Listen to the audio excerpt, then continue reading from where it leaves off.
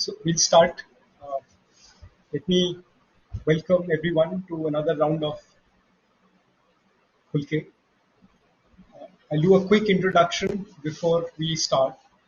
So we are a part of an organization called Deep Strike. It's a strategic consultancy and think tank. And the idea is that we have some esteemed guests on this platform with whom we discuss various issues which are very current, related to public policy, related to new ideas, new concepts, new initiatives. And with that in mind, we are starting off with a very distinguished guest, uh, Mr. Shashi, who is also a friend, and he just relinquished his position as CEO of Prasar Bharati. As many of you know, Prasar Bharati is a public broadcaster which runs Doordarshan and All India Radio. And Shashi came in, and as his handle on Khulke or Twitter suggests, Shashi Digital, he's been somebody who's been working for many years in the digital medium. He's been CEO of several companies, and then he was CEO of Prasar Bharati. And he turned around Prasar Bharati in a big way. He maximized it. He took it to very new heights, which exploited digital platforms, and he ensured that it can embrace new technologies in a big way. So we are very lucky, and it's a privilege to have somebody like Shashi with us.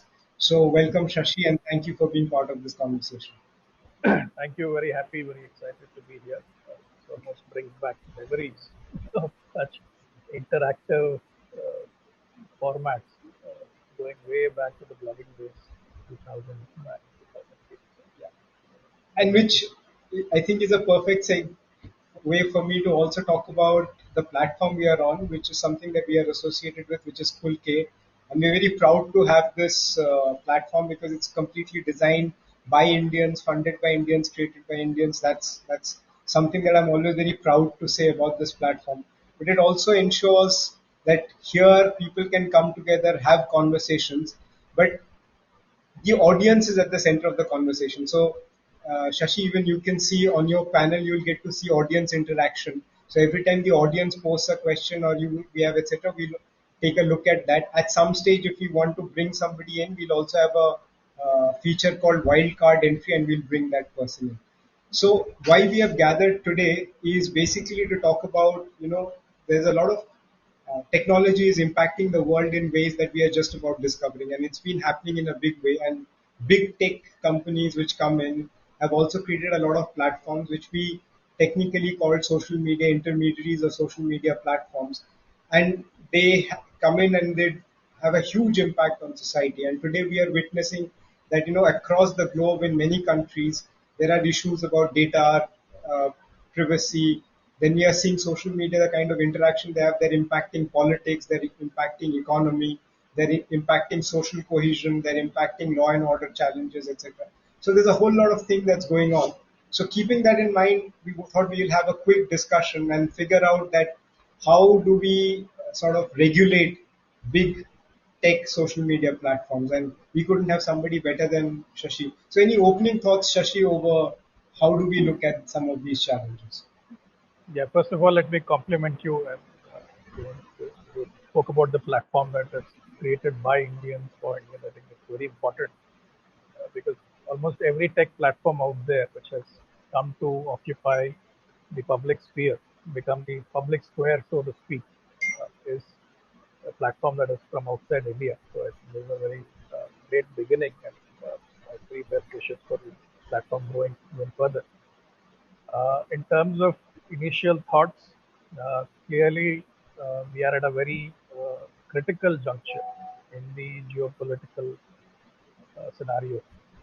We've seen how one platform can shut off an entire point of view uh, and shape the discourse, uh, almost overnight. We've seen the power of platforms from deplatforming. Yes. Uh, someone who's a very prominent public voice, for example. We've seen external, non-state actors influence public discourse, attempt to influence election, the electoral process, the democratic process, by creating all sorts of bots and all kinds of disinformation. So platforms have come to play a very crucial role, and we can see the power of the platform is being tested in different ways by different players.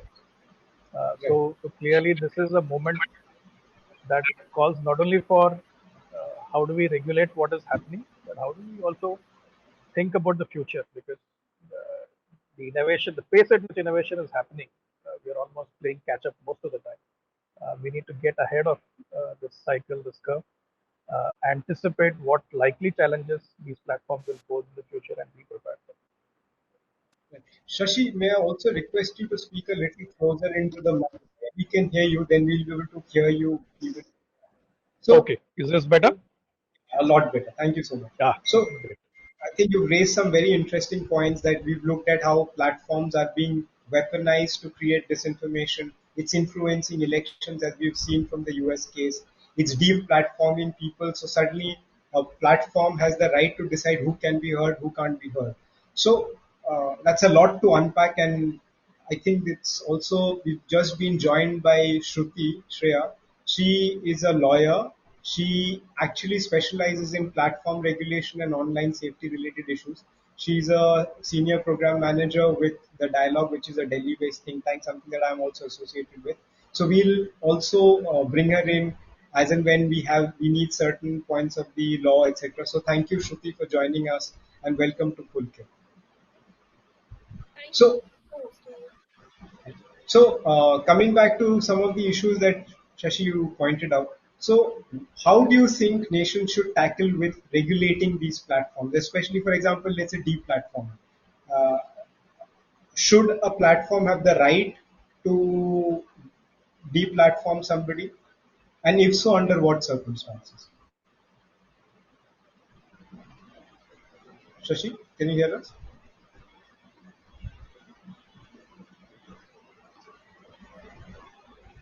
Uh, any So, sorry, restaurant, Shashi, you we go to can't hear a you. mall, you go to which you Sorry, sir, Shashi, we can't hear you.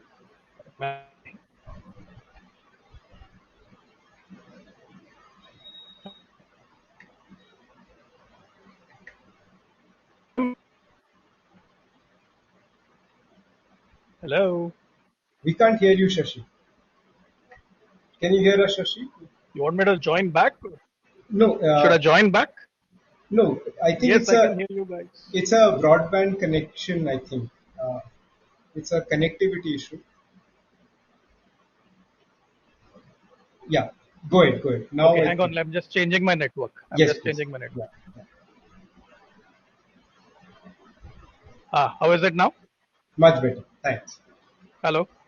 We can hear you. Go ahead. Much better. Okay, great. No, yeah, I just switched networks. So yeah, so I was saying that whenever you go to any public space Right. which is privately owned, right? Be it a restaurant, be it a mall, be it a cineplex, for example, you conduct yourself by certain norms, certain rules, and any such property obviously reserves the right of admission, or so to that extent, yes, a platform may have certain rules of conduct, and everyone who uses that service on that platform has to abide by certain norms or so on. I think where the problem comes with deplatforming or whatever we've seen is the arbitrary manner in which it is done, or the opaque manner in which it is done. I think that is where it gets problematic. So it's not so much should there be, should a platform have rules for who is allowed, who's not allowed? I think every public space should have that. Otherwise, it ends up being anarchical and very difficult to do anything meaningful on such a, such an environment. So clearly, rules are important. But I think the issue is how those rules are applied. Are they applied consistently? Are they applied in a fair manner? What is the grievance mechanism? And is there an appellate process, right? If you're not happy with the decision, and is it done in an transparent way rather than in the opaque, arbitrary way in which the platforms have conducted themselves?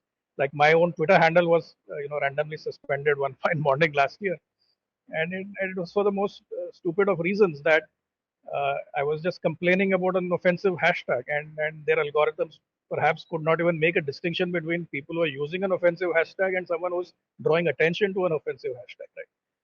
So that is one gap that I see. So when you are applying or policing your environment, you have to have certain norms, certain rules, and you have to go about it in a very fair and transparent way, and have a provision for an appeal or some kind of a grievance redressal mechanism, right? And I think that is the key thing.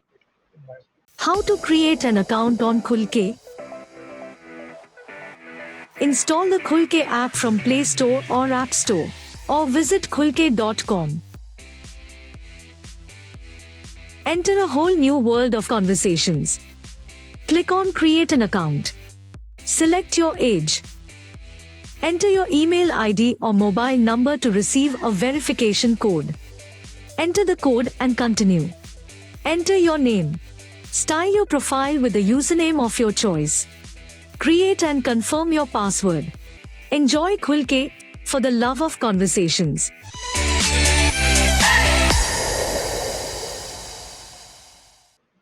Shruti, if you could tell us where does Indian law stand and how does it compare to global standards as far as what Shashi just mentioned?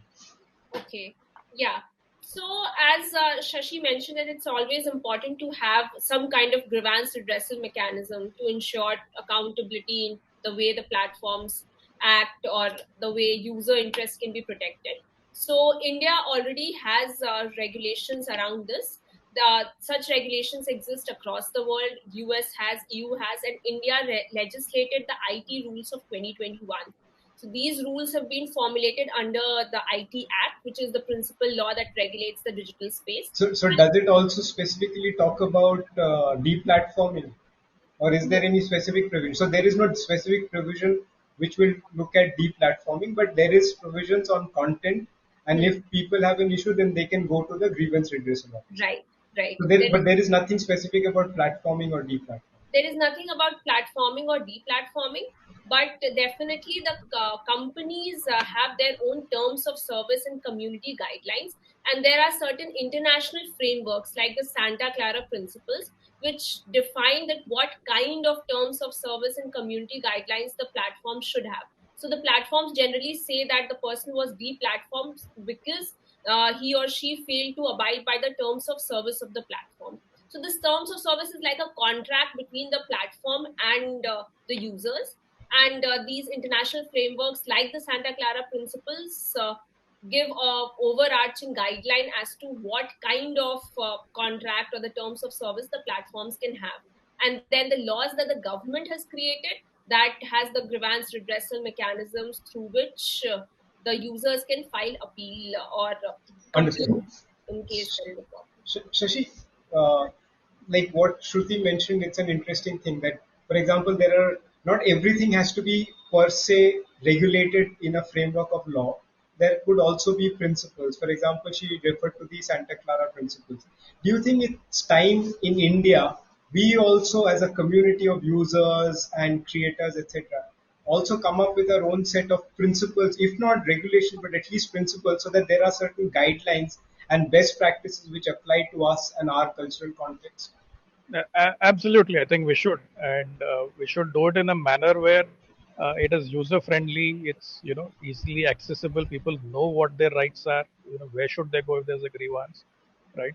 Like what we've seen very often. In fact, I'm seeing a comment right now. Someone was being banned, and we've seen this over and over, where suddenly you find that your account is suspended, or you're no longer able to tweet or post or do anything, and most of the time you don't even know what is the trigger for it, right?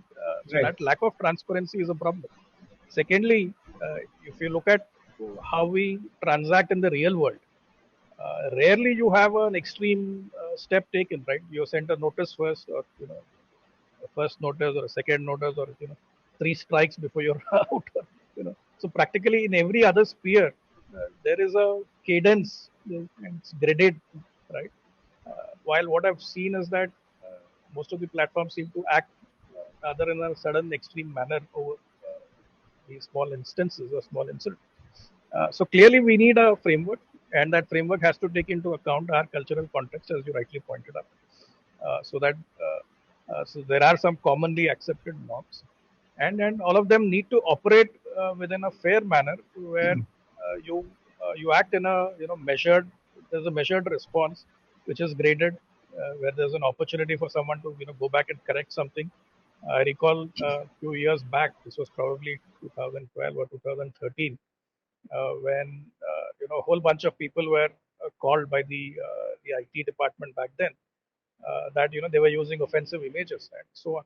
Right? Again, these are the kinds of things where some of them could have just been an honest mistake, that someone didn't know that this is not to be used. Right? So where is the opportunity to tell them and give them an opportunity to remedy it if possible, if it is something that was an honest mistake.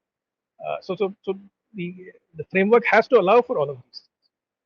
Understood. So you mentioned transparency, but many times we've also seen that when social media platforms are forced to take down content after a notice from the government, now Indian law is not very transparent, especially Section 69 of the IT Act, which says that blocking orders, etc., will have to be completely secret and so on and so forth. So do you think that transparency should apply to government notices as well?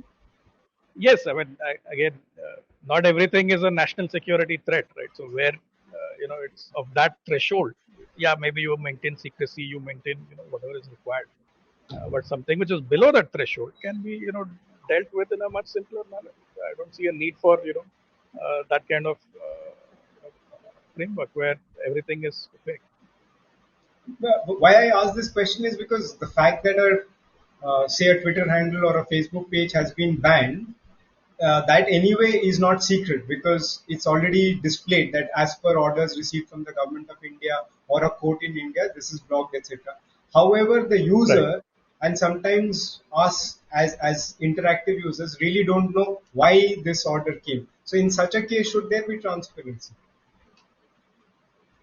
I fully agree that there has to be transparency, and this can be done in a much simpler manner. Where today, with the help of technology, with the help of algorithms, you can make it a lot easier for users to know what actions of theirs are the trigger for this kind of a blocking or a takedown, or whatever is the step that is being taken, so that they can remedy it if it's something that can be remedied.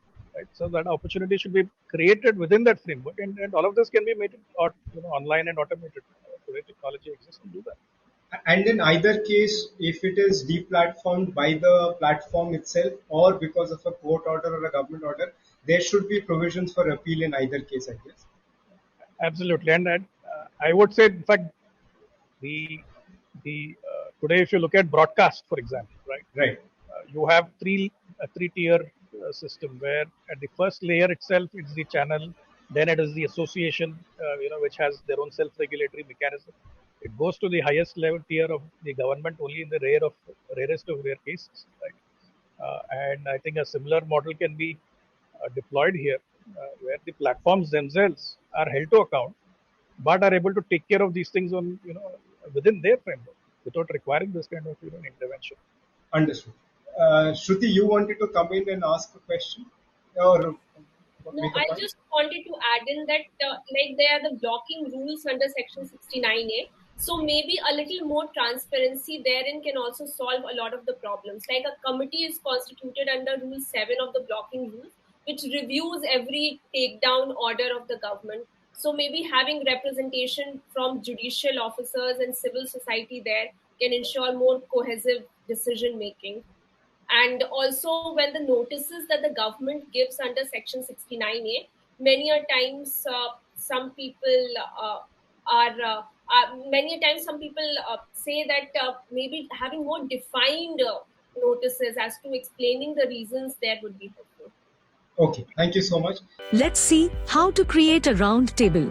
First, open the Khul app or visit khulke.com. Tap on the RoundTable button at the bottom left. Click on the New button at the top right corner. Select the type of format for your roundtable. Be creative, give it a title and description. And remember, just like most things in life, keep it brief. Schedule your roundtable. Choose the type of roundtable you want. Add the usernames and introduction of the moderator and panelists. Add the categories and tags that best explains your round table. Add the picture, because a picture speaks 1,000 words. Invite people, and that's it. Your round table has been created. Schedule your first round table on Khul today.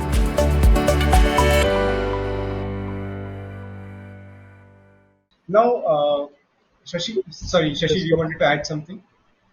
yeah, I wanted to just add something that when I look at the pattern or the trend of blocking or takedown or any of these instances, a lot of them stem from the fact that uh, many of the users of the handles are anonymous, and they don't have the same kind of accountability that someone who willingly identifies themselves in social media. Now, anonymity is one thing from a public interface standpoint, but I think on the back end, perhaps there could be a rule or a norm that says that you have to identify yourself to the platform in some manner so that you are accountable for your views. And I think if you look at print media, you look at broadcast media or any other regulated media, there is editorial accountability for opinions expressed there. And that so something similar where you could be anonymous to the world, but you could still be identifiable to the platform so that there's a sense of responsibility in what you put and what you say out. So there's an interesting question that has come up. Vijay has posed this question that there are sovereign nations, and how do they deal with, say, transactional tech platforms that may be working towards goals that are completely opposed to what are the objectives of that sovereign nation? So how do you balance this, Shashi? See, ultimately, the law of the land has to prevail, the constitution has to prevail. Platforms can't be subordinate to whatever is the law or the rules of the country, right? Now, the beauty of the internet is that borders have become redundant. Yes. It has allowed for flow of information, flow of ideas across borders, which was great for innovation, which was great for whole new technology, whole new things that have gotten created along the way. But ultimately, this has to happen within the boundaries of the constitution, the laws of the land. And to that extent, if something is violating it, if something is actively working against uh, your sovereignty, I think you're fully in the right to take action. And I think that is what has come to the fore, which you see in the last few months, right? In this conflict between Ukraine and Russia, and the role of platforms and entities on both sides. I think those questions have come to the fore. Now, of course, there is this whole school of thought that the internet has to be free, it has to be open, which Right. is fine from a technology standpoint, it is fine from a protocol standpoint. But what happens, what applications, uh, what content gets created, what content gets exchanged, uh, using those protocols, right? That has to abide by whatever are the norms or the rules of the language. Which also brings me to this very interesting point that when it comes to, shall we say, some of these social media companies, some of them have taken the government of India to court. Like one company took the government of India to court saying that some of the takedown notices are against the principles and constitutional right of freedom of speech. Another says that it could cause a lot of user harm because you will be able to track who's saying what beyond the necessity and proportionate guidelines that dictate some of these issues and could create a surveillance state. How do you view some of these developments?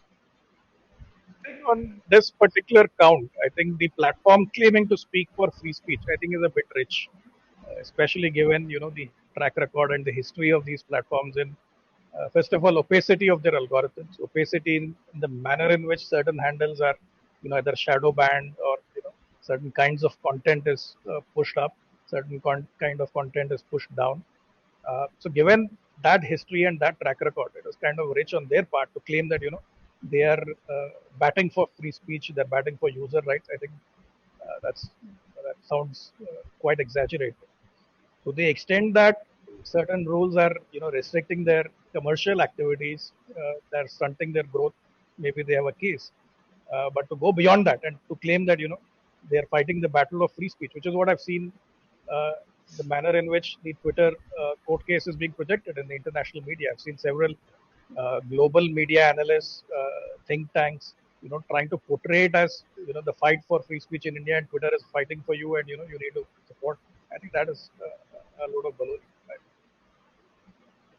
So what do you think is the position here? I think it's clearly a case of uh, the platform not wanting to comply with Indian laws, and they're hoping that they can get away with it with this kind of international pressure. And I think the government was right to read the riot act to them, say that you have to comply. Right. And we're already seeing this, right? Europe has, a whole bunch of laws that have come into place, which the platforms have had to accept. Australia had a law recently on a different matter, more on the commercial side, but the platforms have had to accept it. Recently, I was reading about Ireland looking at data, user data, and restricting how that user data is moved across borders. So this is happening across the globe. It is not unique to India. So to somehow make it as a, a free speech issue in India and to project it as a, the Indian state is being authoritarian, I think is not correct. So here I would like to pose a question that Ayanti Vera has posed, that is it ethical for governments to have the legal right to force social media platforms to take down content, particularly those that question the government? What do you think about that? See, social media is like any other media, right? So if there is a law or a rule that allows you to take certain actions or certain kinds of content which I say threaten public order, which are a direct call to violence, Right. right? And especially in a country like ours where the state capacity is limited, the threshold for violence is quite low. We will be a little more restrictive than a different state where perhaps the threshold for violence is not that low; it's quite high, and the state has immense capacity to keep public order. Right. So there are certain challenges which are unique to India. So there can't be a universal yardstick for free speech and so on. It has to be contextual. It has to be specific to the kind of society that we are. So to that extent, yes, I think it is ethical. However, we should draw a line between is it about criticizing the government or is it about creating content which is likely to lead to breakdown of law and order.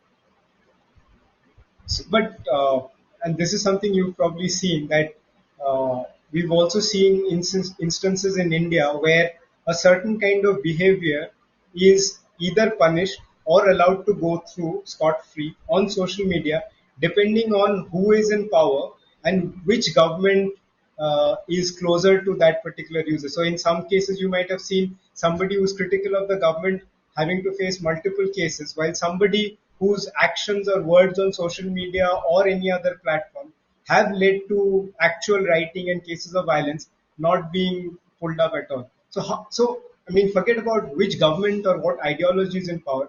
How do we resolve this contradiction, which is basically show me the face and I'll show you the rule? Right. No, so I would attribute it more to the early stage of regulating these technologies. If you actually look back, right, before 2014, many of these issues didn't exist, Right. because the use of these platforms and these technologies was not as widespread, was not as ubiquitous. What has happened over the last 8, 9, 10 years is the usage has become more broad-based as smartphones penetration has increased, mobile data has become cheaper, a fairly large mass, which is perhaps not as literate about the norms of behavior or the norms of using these technologies, has come onto these platforms. So I would say we are still in the early stages of regulating these. So I would say, irrespective of which party, which government has acted on these instances, perhaps there has to be a broader consensus that these are the acceptable ways in which social media should be handled, and I think that discourse needs to happen. And I would say that while specific incidents have been partisan one way or another, uh, this larger debate has not happened.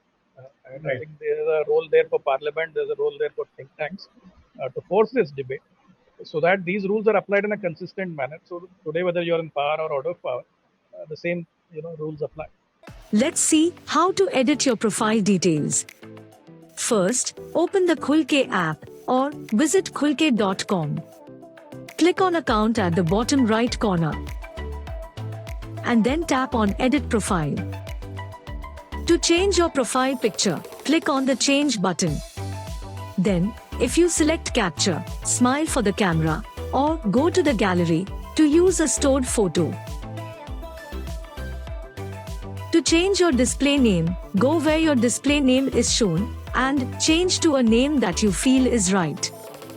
Below that, you can also update your bio with what you feel defines you, your interests, hobbies, etc. You can specify your gender if you'd like.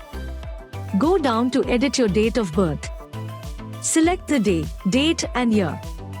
You can also add your personal or business website link below. And you can add your interest tags below to let others know what you like. Lastly, be sure to click Save and enjoy your newly edited account on Khul.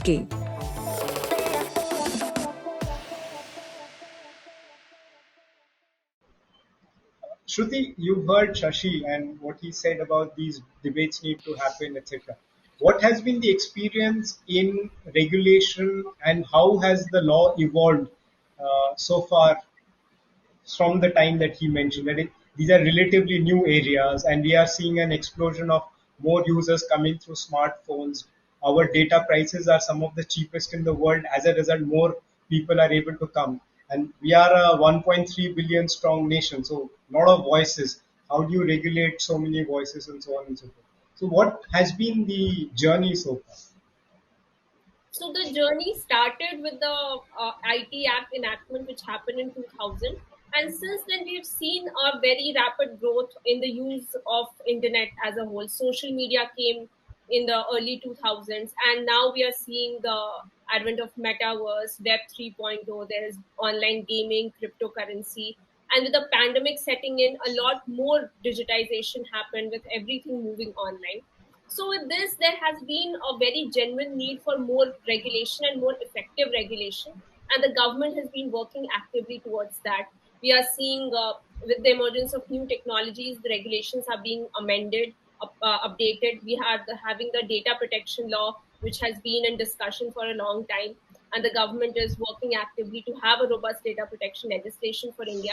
We are also seeing discussion around a new IT Act, and there is discussion around a new cybersecurity policy. So the cybersecurity policy that exists as of now is of 2013, so it needs to be updated. So a lot has happened. These new regulations are in line with the need for more accountability and transparency from the platforms, as well as better protection of user interests. We have also seen discussions around platform regulation. Recently, a new proposed amendment to the IT rules was proposed, and there the government is saying that we should have an appellate committee as well, so that the grievance officer that the platform set up, they have some amount of accountability. And Right. even more interestingly, self-regulatory organizations is also something that the government is actively considering. Like the MeToo has been talking about that for content takedown and content blocking, also there can be a self-regulatory organization that So the I just interrupt you for those of us because we speak in a certain language. METI stands for Minister of Electronics Information Technology. So just pointing that out. So when we use the word METI, this is what it means. Yes. yes. So So please.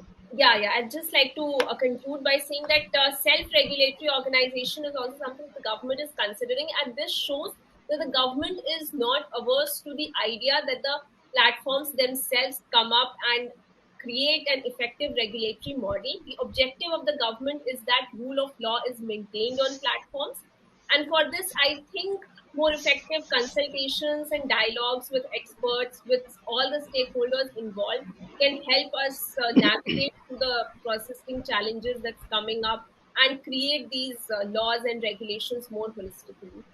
Thank you, Shruti. So before I pose the next question to Shashi, a small disclosure from my aspect because my bias will obviously come out in a big way in posing this question. So, having been a journalist for almost 23 years before I switched careers, we would always wonder that social media platforms are now sort of cashing in on all the hard work that journalists do, and as a result, we are losing audience while social media is gaining. And so, which brings me to the question, Shashi, I guess, has been on our side in that sense as CEO of Prasar Bharati, and therefore kind of on the side of journalists rather than social media platforms. And Shashi, you've seen how Australia, there was this interesting debate that happened, and now social media platforms have agreed to pay mainstream media organizations for the content that they use, and which actually helps them grow in size and get more users, etc. Where do you think India should look at some of these issues? I think it's a great question. I just have one point on the earlier discussion. I just want to add Sure. that before I take on this question. So one thing on this whole issue of large number of relatively new users coming onto these platforms, not being aware of how to conduct themselves. Right. So one area that I think both government and NGOs and think tanks can think about is you know teaching kids at the school level itself how should you conduct yourself in social media, because it is inevitable that today's kids are tomorrow's social media users, and today the kids are already using certain social media platforms which most of the times parents are not even aware of, right? Absolutely. So some of these habits are getting ingrained very early. So if you get it right at those formative years, then you can expect far better environment when these people become adults, and they conduct themselves in these larger platforms, and contribute to the public discourse. So one example I can think of how this could be done is like just the way early on in life there are sanskars that are taught in every family, certain values. Perhaps we should have a digital sanskar concept, rooted in Indian culture, which also talks about how you should talk to people, how you should, because today I see even on the most harmless of issues, the first reaction is abusive, because perhaps these guys have just not been taught how to communicate in these spaces, right? So there is a scope for coming up with a set of norms, values, digital norms and digital values in terms of how you conduct yourself.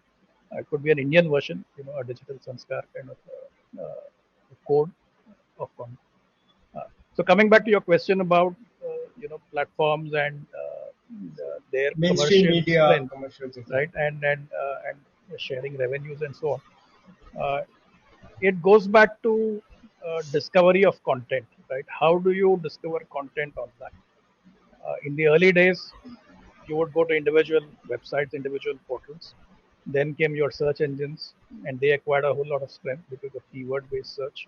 Then came these content aggregators like Google News and so on. Today, what I see, especially when I look at analytics on YouTube, as an example, most of the content discovery is happening within the platform.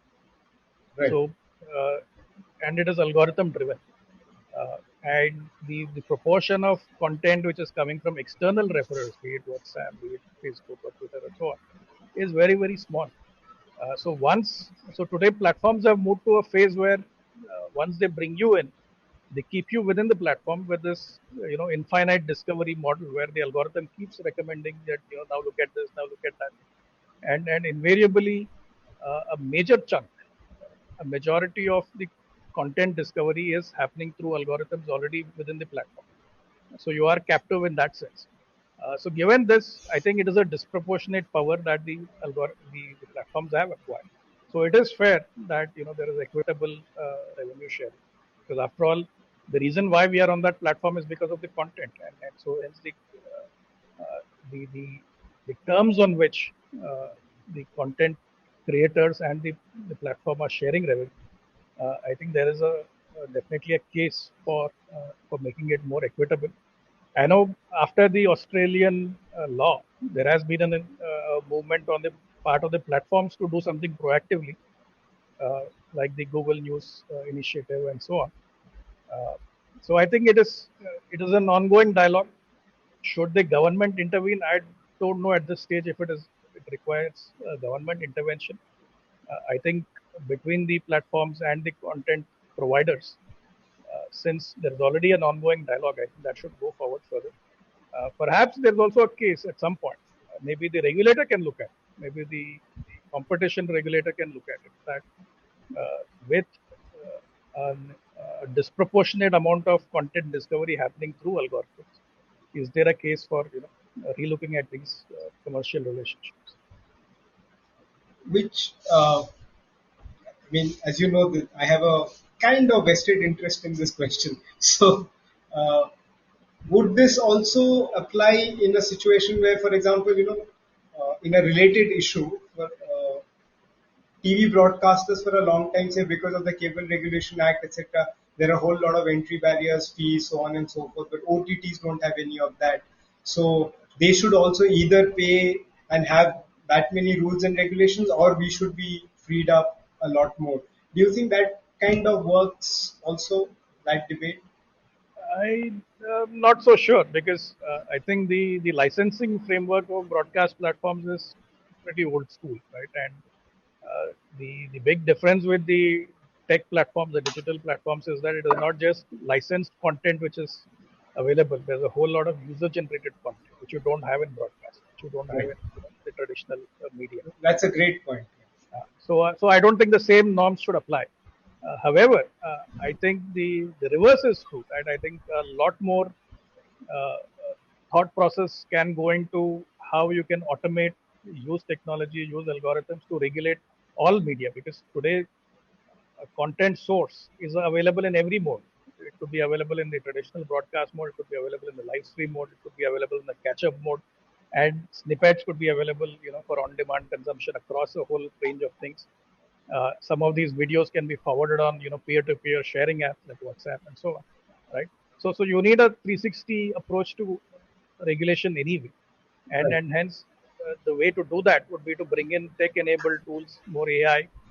So you need a regulatory framework which is 21st century.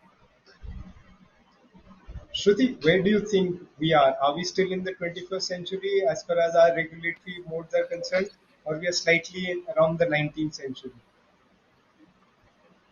I would say that that is the nature of law and technology, that the technology always keeps running and the law tries to catch up. So the technology is advancing rapidly. The law is trying to catch up, but still there is a lot of scope.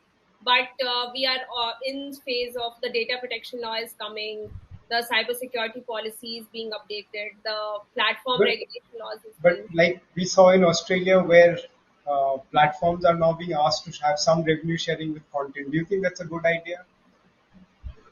Yes, I think something around those lines would be good enough because that helps create a more level playing field. And in fact, I think there is a new amendment that the government is considering with respect to news aggregators in India also. They have considering to bring an amendment. So something around these lines would be necessary to ensure that there is a more level playing field and all the players are given more equitable opportunity. But definitely, the issues around ensuring a greater innovation and providing ease of doing business should also be considered and taken into consideration. So the fair and legitimate interest of all the parties should be catered to, while also ensuring that equal chance and equitable market space is there.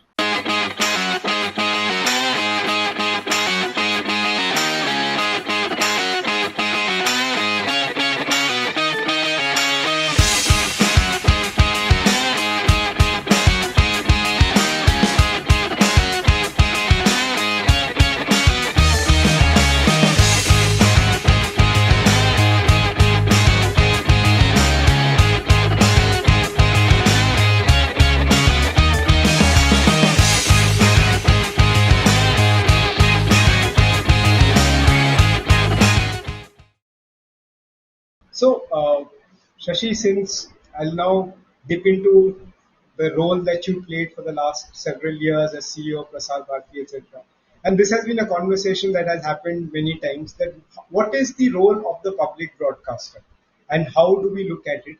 And there's been a lot of debate around the independence, the so-called independence of the public broadcaster. Do you think, where do you think we stand vis-a-vis, say, a BBC or the other countries which have a public broadcaster but have a certain degree of support from the government and license fee and so on and so forth? to ensure a certain degree of independence or autonomy. Where do you think we stand, and should we go from our current position? Right. So our model for the public broadcasting is very different from the rest of the world. I think it's very important to understand this. As Right, you rightly mentioned, many of them have what is called a license fee, and this license fee is mandatorily paid by the citizens, irrespective of whether they consume public media or not, right? right, And to take the example of BBC, BBC gets license revenues currently, though there's an active political debate on changing that model. But in Indian rupee terms, it adds up to 30,000 crores annually. Now, if you look at a BBC and you look at a Doordarshan or an All India Radio, there is no comparison. BBC barely operates less than 10 channels, a handful of radio services. Doordarshan operates 30 plus TV channels. All India Radio operates 400 plus radio stations. So you're talking of 30,000 crores of input into a handful of a bouquet of services. While on the other hand, there is no license fee in India. DD and AR have to earn their revenues to operate to meet their operating costs, though their salaries are taken care of by the government grant. So you're talking of a few thousand crores of input to run a bouquet of services, which is much larger. 20 times, 30 times, much larger, and also much more diverse. The big difference between our country and every other country's public broadcaster is that they can get away with a few languages. We have to do 30, 40, 50, 100 languages, dialects, right? So the sheer diversity is so wide. So that is the big difference with the model of public broadcasting here and there. The other thing about diversity of opinion, again, it is a misconception. For example, Doordarshan operates DD Free Dish, which carries more than 25 news channels. And these news channels are available free to air in every home that has a DD Free Dish set-top box. And there's a plurality of opinion there. So it's not just DD News version that is going out. It is DD News plus 25 other opinions that are going out. So in that sense, I don't see this, and no other public broadcaster in the world does this. They don't have a platform. They don't carry their competitors and provide space for such a plurality of opinion. So in that sense, I wouldn't worry too much about independence. I would be more concerned about global debate that is happening, which is how public media will be sustained. And this debate is happening in every country, those with license fee and those without license fee as well. Right. And increasingly, where we are seeing content being consumed on digital and through social media and so on, and traditional broadcast is becoming less and less important. I think it becomes all the more crucial to look at new technologies like, for example, direct to mobile broadcasting, which is now emerging as a possibility with 5G and so on, so that you're not hostage to a particular platform, you're not hostage to a particular social media tool acting as a gateway. Today, if you look at the Reuters Institute's latest study, they have estimated that in India, the majority of the online news consumption is through YouTube. So YouTube as a single platform is accounting for about 63% of digital news consumption. And as I mentioned earlier, it's all algorithm driven, right? I think that is a bigger concern. And so we have to have alternatives where, the message can go out independently, directly to smartphones, since most of the audience is on smartphones. But is there a way we can prevent the government of the day having an major say in the performance or the content, etc., institutionally? See, as long as you have a mix of opinions, right? Right. I don't think that is an issue, because there is also a case for the public view to be put out there from the government or the state, right? For example, take the case of what happened during COVID-19. I think that is a classic example, instructive example that overnight the situation can change, Right. and the most responsible voice, if it is not heard, you look at what has happened in the rest of the world, right? I mean, so much of vaccine hesitancy, so many myths, because it is free for all. While here you had the government broadcaster and the other entities working overnight to dispel such a large volume of disinformation daily, thousands of fake news would be busted during COVID, so that the right message is out there, and it was so important. So I don't think you can wish away this role, this space for the state, for the government. But at the same time, yes, have other streams as well. So there is a plurality on issues that matter. While on issues which are of national and public interest and national importance, you have the ability to deliver the state's voice, those who are responsible and accountable to the people. So your point again is excellent. Like what you mentioned about the government should have a platform which is fairly big and influential, especially during public emergencies like the COVID-19 pandemic, where voice of authority with credibility can cut through this maze of disinformation, misinformation, fake theories, and come out with the factual correct position. Absolutely.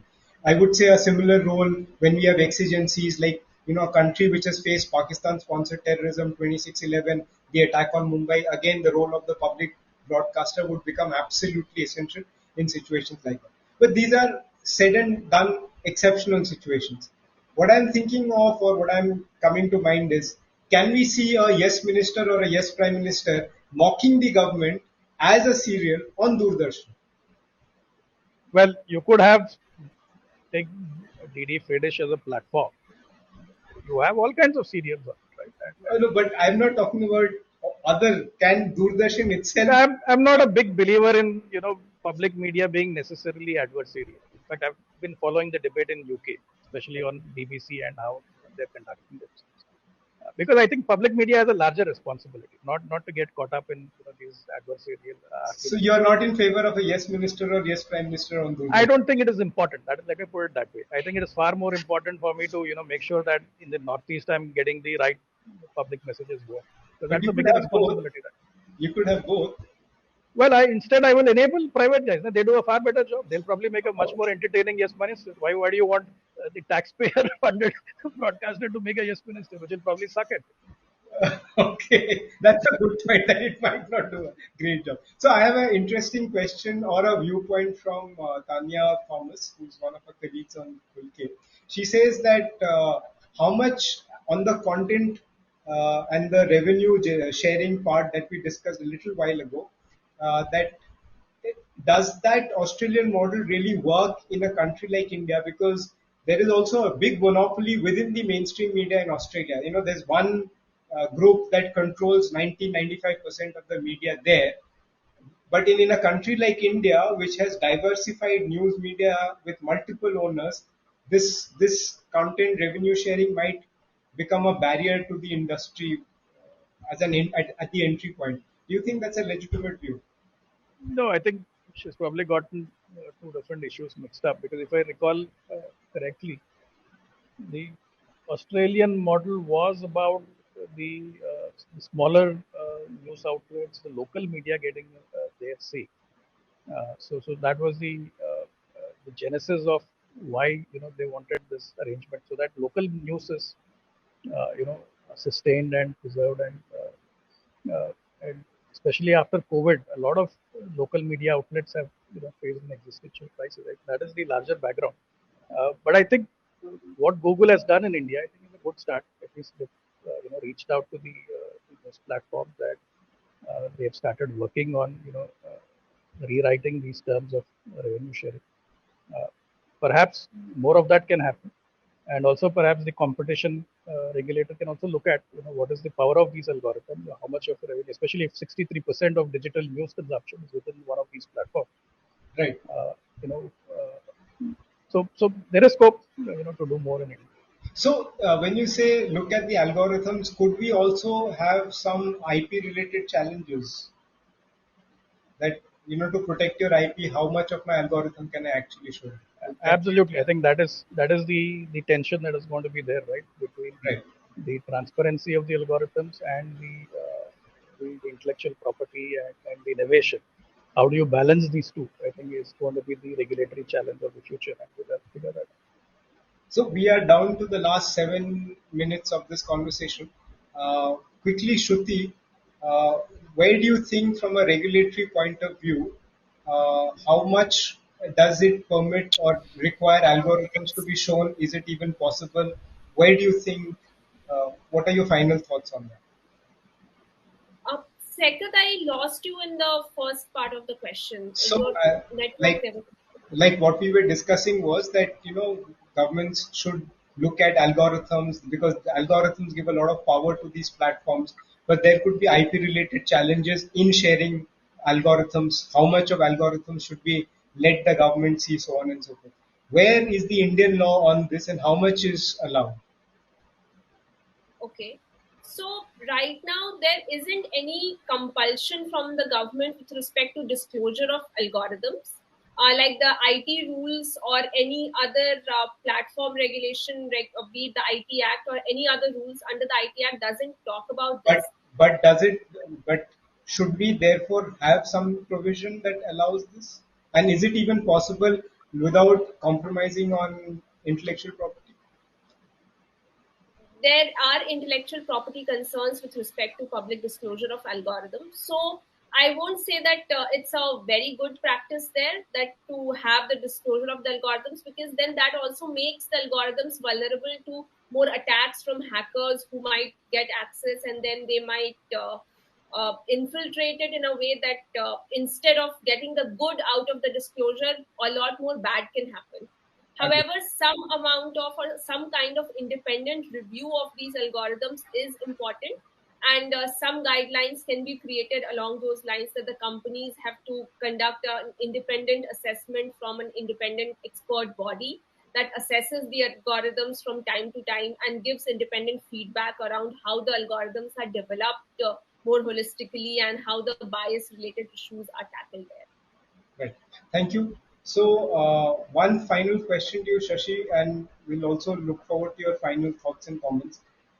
This question comes from again one of our users. So, there are some cases where, in the name of the nation wants to know, and the country wants to know, some channels end up becoming judge, jury, and executioner. Where do you, and I'm not taking any names here, I leave it to your wild imagination to figure out who those could be. But where do you think, from a public broad, since the experience you've had, etc., how do we look at some of those issues? See, I think it's all about the audience. Ultimately, if there is a market for that kind of content on these channels, there is no way you can force them to stop being all of that.